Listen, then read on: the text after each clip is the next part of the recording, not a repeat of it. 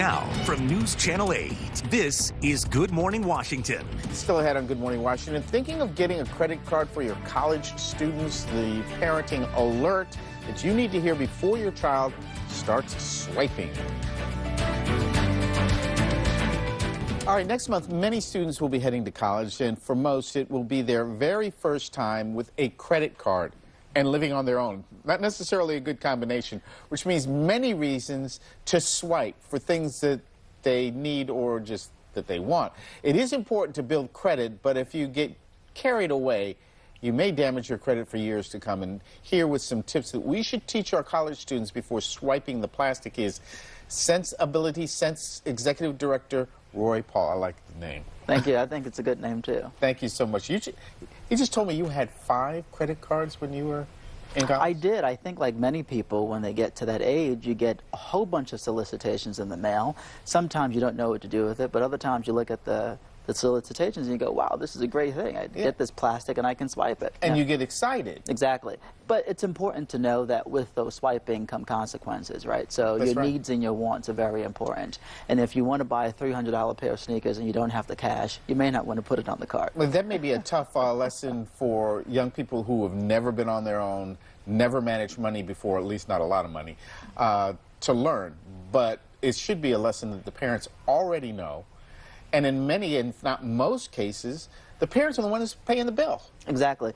And it's a critical time for young people, especially teenagers who are off to college, because credit is absolutely important. The moment they graduate from college, they're going to be applying for apartments, they're going to be getting jobs, and that's the critical time when you need credit, right? Unless you can get a guarantor, and most parents don't want to do that or can't do that.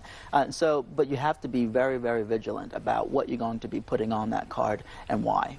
And it's very much a conversation between the parents and yeah, and we actually advocate that parents actually give their kids an extension on their own card, right? So that you can monitor the bills that are coming in. You can say, hey, Johnny, you're putting this on your card. You may not want to do that. But the problem is that the solicitations come to the student. Right. So they could do this legally without the parent. And it's such a trick bag because you don't see high school students being solicited like this. Right. It really should be against the law. But it's, you know, this is a point in time when the conversation has to happen. A lot of parents don't have the conversation. My parents didn't have the conversation with me, and I didn't have the conversation with them. I got the solicitations and I just applied. Yeah. Okay.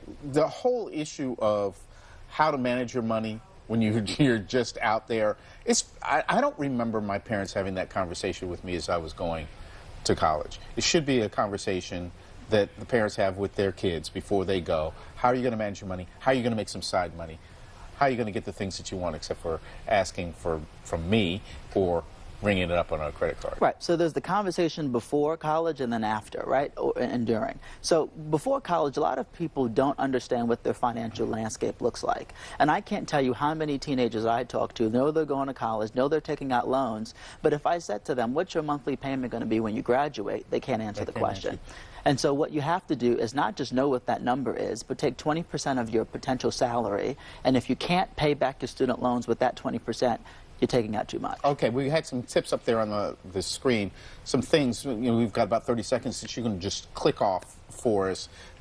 Ways that the college student can make some money on the side or make ends meet. You can work on campus with loan programs. You can work off campus. I would say the most important thing you can do is to manage your money while you're there. And so if there are ways that you can go out with your friends and still enjoy, you know, going out to eat, instead of getting an entree, I say get an appetizer. Sit at the bar and get an appetizer. I used to do that every Friday. And you save a lot of money that way. You can buy used textbooks. A lot of people frown on that, but it's a very efficient way to use the little bit of money that you have or may not have while you're there. And then resell them. And then resell them, absolutely. Okay. Other things as far as financial aid packages and stuff like that? Yeah, the FAFSA is critically important. It gives you a good analysis on what you can do and what your parents can afford to pay. But I would say the most important thing, and don't get caught into this trap for all those who are listening, do not go to a college you can't afford. There you go. How can folks get in touch with you?